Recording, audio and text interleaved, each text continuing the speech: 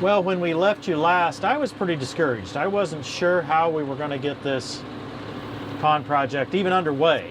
You know, you saw it was muddy as can be, and I just didn't really have an answer. Well, we've had a breakthrough. I figured it out about the time, well, actually just before the last video aired. So I'm going to talk to you about that. I'm going to tell you about the long-range plans for our pond. And we're going to keep working at cleaning it. Let's get started.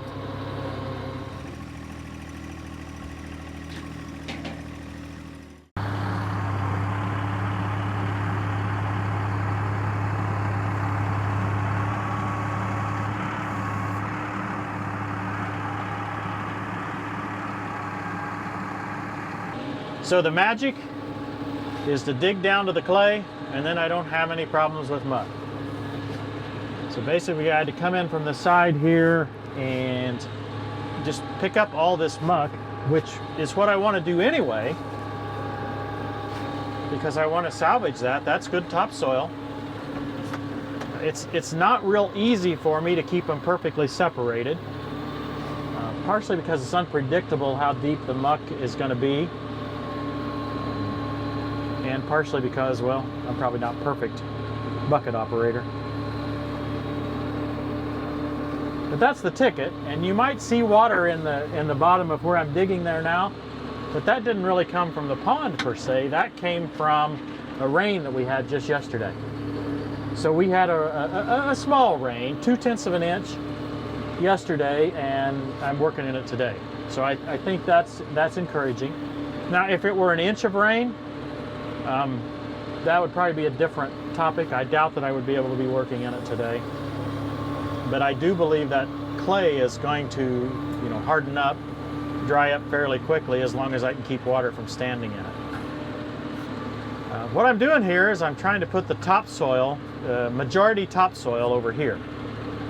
And again, it's not perfection. That bucket full there was more clay than I would like. But majority topsoil over here, and I'm putting the majority clay back in the end of the pond down there. In the comments section of the last pond video, a lot of you asked, well, what's the end goal? What's the end goal? And that's a fair question, because I was a little bit fuzzy about the end goal even in the last video or two.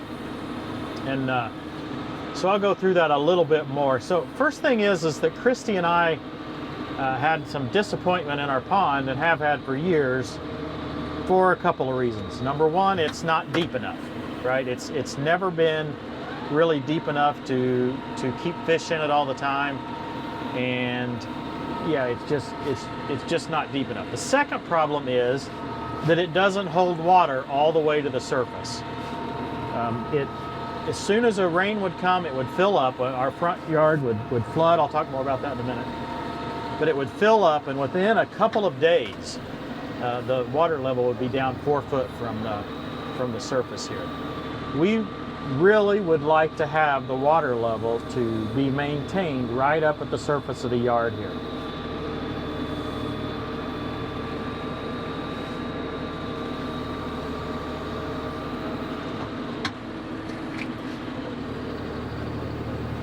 So that's the end goal. The end goal is a deeper pond that will hold water all the way to the surface. Simple enough, right?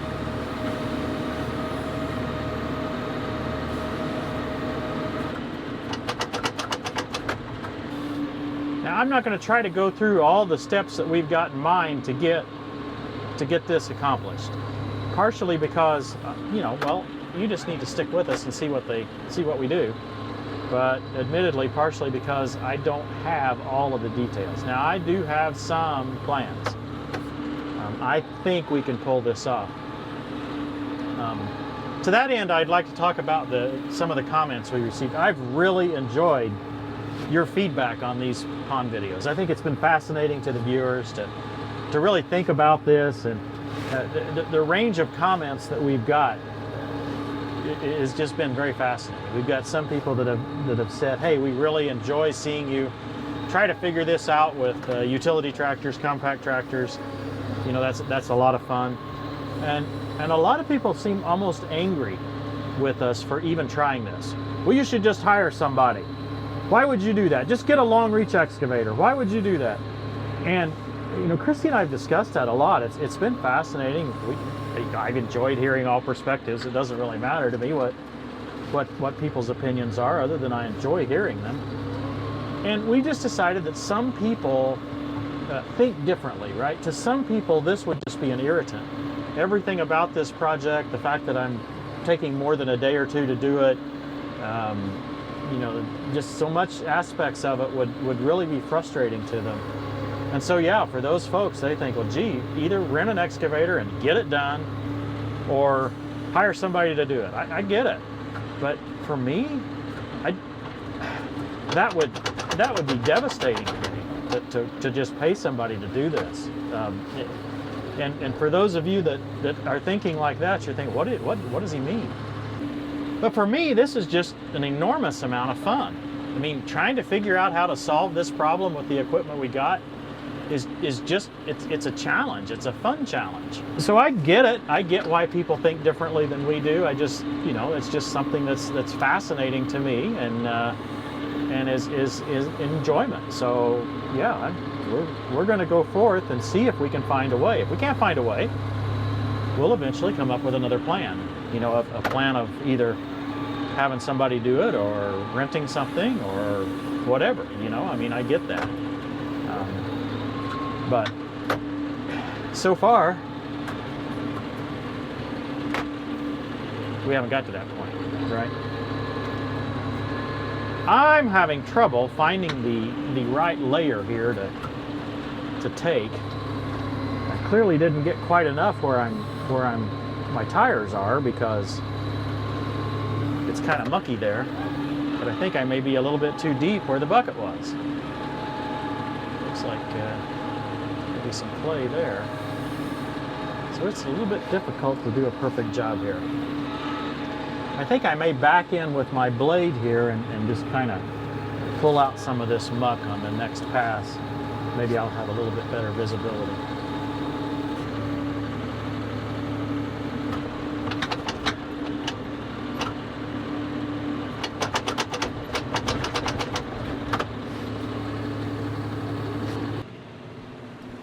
You'll notice the main beam of the blade here kind of shifting left and right.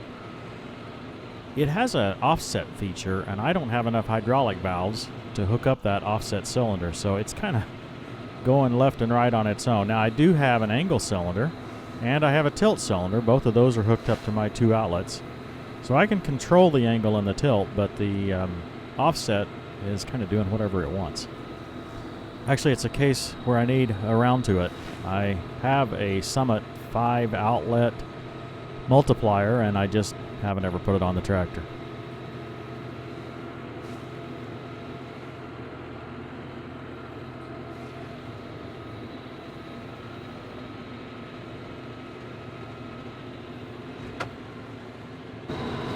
My goal here is to drag the rest of that muck out of here, and it just helped me to see what I've really got. I'm not doing a very good job of it. There's several reasons for that. One is inexperience with the blade. 2 is it's behind me and my neck hurts. And I'm sure there's more, but those are 2 good reasons.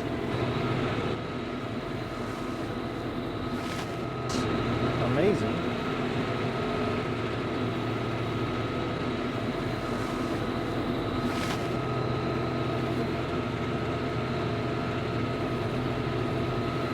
If you get a heavy enough rear angle blade like this one, you can really do a lot.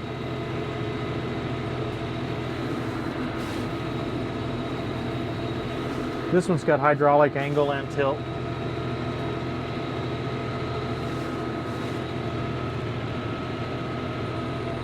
It's got an 8-foot moldboard. It's just perfect for this tractor.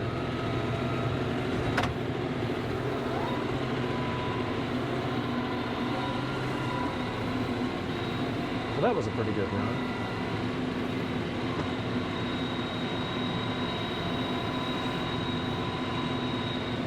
This is obviously slower than pulling it out with the loader, but it's easier to kind of get something a little bit smooth. It's really hard for me to skim along like that with the loader.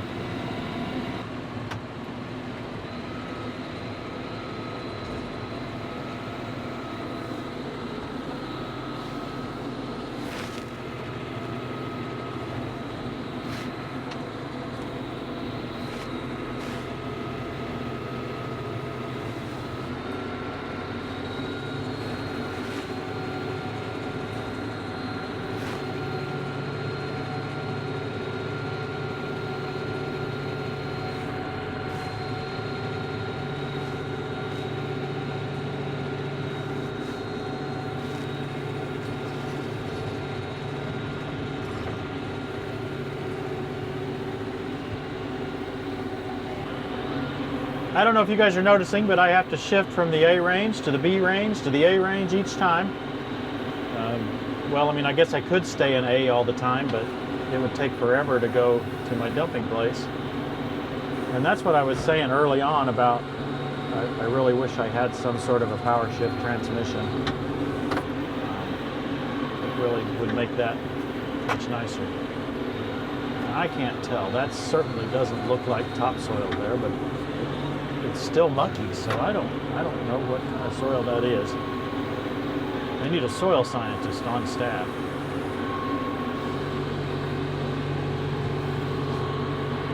Someone that was in the FFA that studied soils.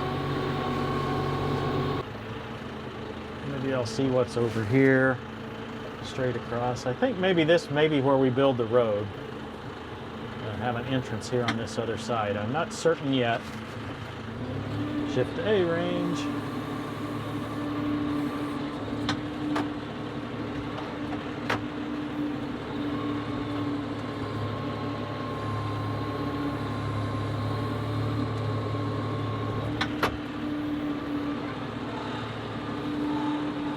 We'll see where the tires are. That still feels mucky, but it doesn't have that nice dark look of the topsoil. So yeah, I'm not sure. It's not a clay there, but it may still be a topsoil of sorts, or it may be some intermediate layer here. I'm not sure. Got you a start of cattails there, Christy. We can grow in the living room. No thanks. I thought you were wanting more flowers. Not cattails. Got lots of cats.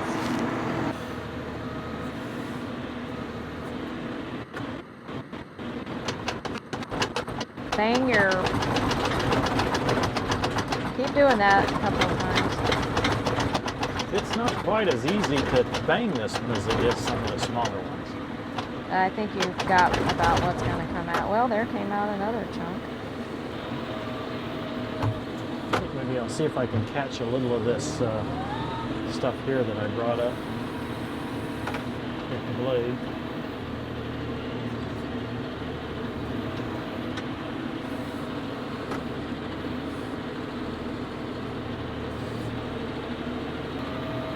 I think that's mostly clay.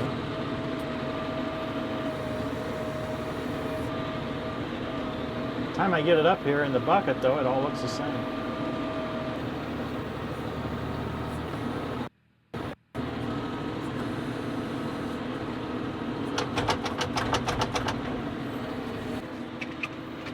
I'm going to try to go a little bit deeper here to get just a little more muck.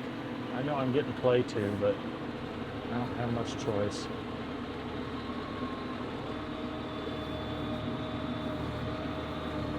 Oops, I'm even going deeper than I want.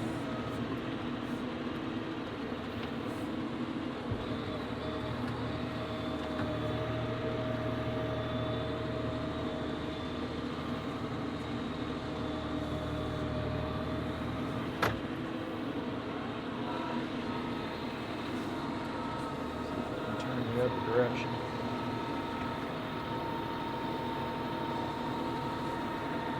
I have a lot of air pressure in these front tires. I know they look flat, and I know probably already a lot of you have commented, hey, your front tires are flat. but I am well over the rated amount for tire pressure. I'm in the 40-pound range, I believe.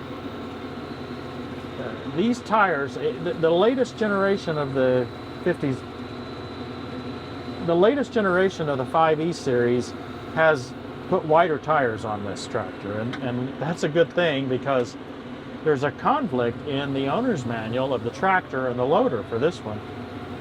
The loader says that you have to have a bigger front tire than this for this loader. Well, this was the only size front tire available at the time, so yeah, it was typical large corporation getting mixed up. So they now put wider tires on the latest generation of 5E tractors, that if you order ag tires, R1 tires. Oh shoot, I was going to put this in the clay pile. Looks like everything else.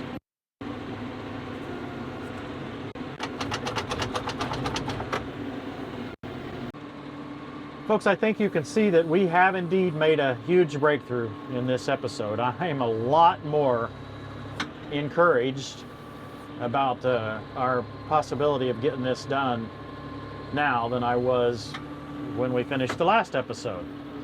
Now, there's still a lot of things to be done yet, right? I mean, you notice I haven't even tried the deep hole where the deepest muck is down here. But hey, one step at a time, right? I hope you guys are enjoying this. I have really enjoyed your comments, so your feedback is appreciated. I am watching it. I am listening to it. A bunch of you were on this one already. You said, hey, just work your way down to the clay and you'll be fine. Several people said that, and I'm pretty impressed with that. So keep commenting. We love hearing it. Also, if you'd like and subscribe, we don't ask for that very often, but we really do appreciate it if you'd like our videos and subscribe to our channel. And yeah, thanks for watching, everybody. We'll see you next time on Tractor Time with Tim. Like a muddied spring or a polluted well are the righteous who give way to the wicked.